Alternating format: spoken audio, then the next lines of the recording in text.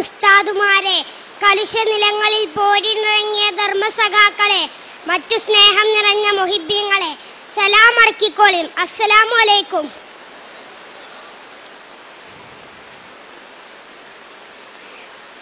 കുറച്ച് ലേറ്റായിട്ടാണെങ്കിലും നമ്മളെ സാഹിത്യോത്സവിന്റെ വേദിയിലാണ് ഞാനും നിങ്ങളും.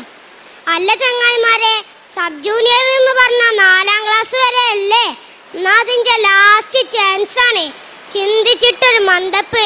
ഒരീസം സ്കൂളിൽ കളിച്ചാൻ പുട്ടപ്പം ഞാനും എന്റെ ചങ്ങായിമാരും റബ്ബറും തോട്ടത്തിൽ കൂടെ ഇങ്ങനെ നടക്കുകയും അപ്പണ്ട് അവിടെ ഇവിടെ ആയിട്ട് ആൺകുട്ടികളും പെൺകുട്ടികളും യാതൊരു എളുപ്പമില്ല ചൊറച്ചിങ്ങനെ നടക്കണേ. എന്തൊരു കഥ! നമ്മളെ ജാതിക്കാരനെ ഹറാമല്ലേ കൂട്ടരെ? ഇത് കണ്ടപ്പോഴാ ഈ കഥ ഓർമ്മ വന്നത്. ഫളിലുൽ ലാബിദ് റളിയല്ലാഹു അൻഹുവിന്റെ ചരിത്രം. ഭയങ്കര ഗ്ലാമറേനി മൂപ്പര്. ഇന്നത്തെ സിനിമാ നടന്മാരെ ആനച്ചന്തമല്ല. പിന്നെ മുത്തുനബി ചൊർക്കിൽ സർട്ടിഫിക്കറ്റ് കൊടുത്ത ആളാണ്, ചില്ലറക്കാരനല്ല. അതുകൊണ്ട് തന്നെ സ്വഹാബി കുടുങ്ങി. എവിടേക്കിറങ്ങിയാലും മൂപ്പരെ ഒളിഞ്ഞു നോക്കാൻ നല്ല ചൊർക്കുള്ള പെൺകുട്ടികള്. മൂപ്പർക്കാണെങ്കിൽ ദുന്യാവിൽ യാതൊരു കമ്പമല്ല. മദീനത്ത് വലിയൊരു സമ്പന്നന്റെ മോളുണ്ടേനി, ജാരിയ എന്നാ തോന്നുന്ന പേര്. പെരും ചൊർക്കേനി. ലോഡ് കണക്കിന് മഹറേറ്റ് കൊറേ സുന്ദരന്മാർ ഓളെ കെട്ടാൻ വന്നിക്കണേ. ഓൾക്കാർക്കും മോളെ കിട്ടിയിട്ടില്ല. കാരണം എന്താ അറിയോ? ഓളെ മാനസ കൊട്ടാരത്തിലൊരാളുണ്ട്. അല്ല, ആരാപ്പത്? നമ്മളെ കഥാനായകൻ ഫളിലുൽ റളിയല്ലാഹു അൻഹു. ഇവക്ക് പ്രേമം മൂത്ത് മൂപ്പരെ വശീകരിക്കാൻ പലവട്ടം ശ്രമിച്ചു. മൂപ്പർക്കുണ്ടോ പൂതി? സുബൈക്ക് പള്ളിക്കൊക്കെ പോകുമ്പോ പോലും സ്വൈര്യം കൊടുക്കൂല. അങ്ങനെ ഇരിക്കുമ്പോഴാണ് ഹജ്ജ് സീസൺ എത്തുന്നത്. പോകണോലൊക്കെ മദീന SISന്റെ അന്നത്തെ ചീഫ് അമീർ സൽമാനുൽ ഫാരിസ് റളിയല്ലാഹു അൻഹുവിന്റെ അടുത്ത് രജിസ്റ്റർ ചെയ്തു. കൂട്ടത്തിൽ നമ്മളെ ഫളിലൂനും ഉണ്ടേനി. എന്ത് ചെയ്യാനാ? ഈ വിവരം നമ്മളെ ലൈലപ്പെണ്ണറിഞ്ഞു. ഉടനെ പമ്പർന്നോളും ഒപ്പിച്ചൊരു സീറ്റ്. കുറച്ച് ദിവസങ്ങൾക്ക് ശേഷം യാത്ര ആരംഭിച്ചു. രാത്രിയായപ്പം കുറേ ദൂരത്ത് അമീറിന്റെ നേതൃത്വത്തിൽ സംഘം തമ്പടിച്ചു. അപ്പോഴല്ലേ ശല്യം. ഫളിലുവിന്റെ തമ്പിന്റെ അയലോക്കത്തിന് ഈ പെണ്ണും തമ്പട്ടി. നൗദുബില്ല. രാത്രി എല്ലാരും ഉറങ്ങിയപ്പോഴല്ലേ പുകില് ഈ പെണ്ണ് ഫളിലുവിന്റെ തമ്പിനകത്ത് കയറി പറ്റിയേക്കണ്. എന്നിട്ട് മഹാനെ വിളിച്ചുണർത്തി. ഉടനെ, ആരാധി ഈ രാത്രി? ഇത് ഞാനാണ്, നിങ്ങളെ സ്വന്തം ജാലിയ. നിങ്ങളോട് പെരുത്ത് പ്രേമാണ്. നിങ്ങളിന്നെ കെട്ടണം. വേറൊരു പുതിയാപ്പടനെ ഈ ലയ്യാക്ക് വേണ്ട.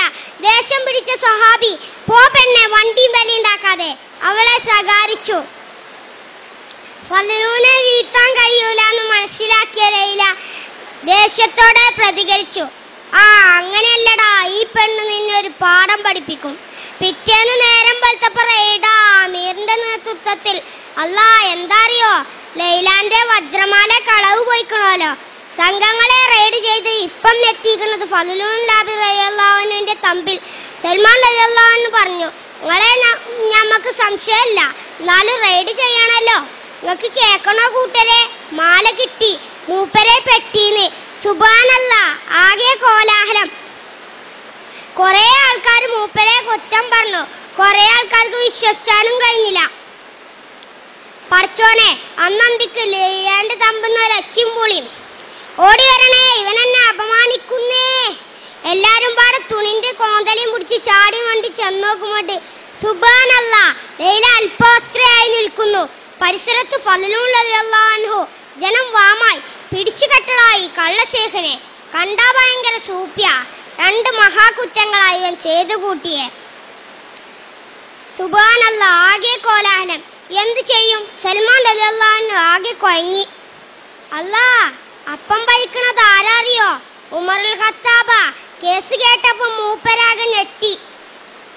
പടച്ചോനെ, ഫളിലുൻ ഇങ്ങനെ ചെയ്യൂലല്ലോ. അതുണ്ടാകൂല. ഏതായാലും ഈ കേസ് നടത്താൻ നല്ലത് അലി റളിയല്ലാഹു അൻഹു ആണ്. അങ്ങനെ കേസ് അലി റളിയല്ലാഹു അൻഹുവിന്റെ അടുത്ത്. അപ്പൊ തന്നെ ലൈലിയോൾ അടിമി വറക്കാൻ തുടങ്ങിയിരിക്കണേ. അലി റളിയല്ലാഹു അൻഹു ചോദ്യം തുടങ്ങി ലൈലാനോട്. ഇതൊക്കെ ഉണ്ടായോ? അതെ. മാല എവിടെനി? എന്റെ പെട്ടിയില്. അതെന്താ അണിയാഞ്ഞു? ഒന്നുമില്ല. പിറ്റേന്ന് ബലാത്കാരത്തിന് ശ്രമിച്ചയാൾക്കും മാല എടുക്കാൻ വന്നപ്പോ അതിന് കഴിയൂലേനോ? എന്താ അറിയില്ല. ഫളിലുവിനോട് ഇതൊക്കെ ഉണ്ടായോ? അതെ, ഞാനൊരു തെറ്റും ചെയ്തിട്ടില്ല. പിന്നെ എങ്ങനെ നിങ്ങൾ ലൈലയുടെ തമ്പിൽ? അല്ലാഹു ആലം. ചെന്ത് ചെയ്യും റബ്ബ് എങ്ങനെയായാലേ. ഉടനെ അലി റളിയല്ലാഹു അൻഹു ലൈലാന്റെ അടിമനെ വിളിച്ചു. ഇവനാണെങ്കിൽ കിടുകിടാ വിറക്കുണ്ട് ട്ടോ. പറയടാ, എന്തുണ്ടായി? പറയാമേ, എന്റെ യജമാനത്തി പറഞ്ഞത് കളവാണ്. ആദ്യത്തെ ദിവസം യജമാനത്തി ആ തമ്പിൽ പോയിരുന്നു. മാല കഴുത്തിൽ തന്നെയായിരുന്നു അണിഞ്ഞിരുന്നത്. രണ്ടാമത്തെ ദിവസം ഫലൂനെ ഒരു പൊടി തന്നു അതുകൊണ്ട് മയക്കിക്കൊണ്ടുവരാൻ യജമാനത്തി എന്നോട് പറഞ്ഞു. ഞാനങ്ങനെ ചെയ്തു. ശേഷം എന്തോ മണപ്പിച്ചു. അപ്പോൾ സഹാബിക്ക് വെളിവ് കിട്ടിയ ശേഷം യജമാനത്തി ബഹളമുണ്ടാക്കി. പൊളിഞ്ഞില്ലേ, എല്ലാം പൊളിഞ്ഞില്ലേ. ലൈലാന്റെ കള്ളത്തരങ്ങൾ മുഴുവനും. അങ്ങനെ ലൈലക്കെതിരെ ശിക്ഷ വിധിച്ചു. സത്യമേ ഒടുക്കം ജയിച്ചുള്ളൂ. അതാണ് എപ്പോഴും സത്യസന്ധരാകാന്ന് പറയണത്. നോക്കിയും കൂട്ടരെ, നിങ്ങൾ ഈ സഹാബിന്റെ മനസ്സ് ഇത്രയും നല്ലൊരു സുന്ദരനെ കിട്ടിയിട്ടും അള്ളാഹ്ക്കും വേണ്ടി ഒഴിവാക്കിയത്. നമ്മളൊക്കെയാണെങ്കിൽ ചാടി പൂണോളും. അള്ളാഹു അവരുടെ കൂടെ നമ്മെ സ്വർഗത്തിൽ ഒരുമിച്ച് കൂട്ടട്ടെ, ആമീൻ. നേരം കുറേയായി. കഥ പറഞ്ഞ് ഞാനും കൊയങ്ങി. കേട്ടങ്ങളും നിർത്താണേ. അടുത്തെല്ലാം നിങ്ങൾക്ക് കഥ അറിഞ്ഞുതരാൻ ഈ കുഞ്ഞാനുണ്ടാവൂല.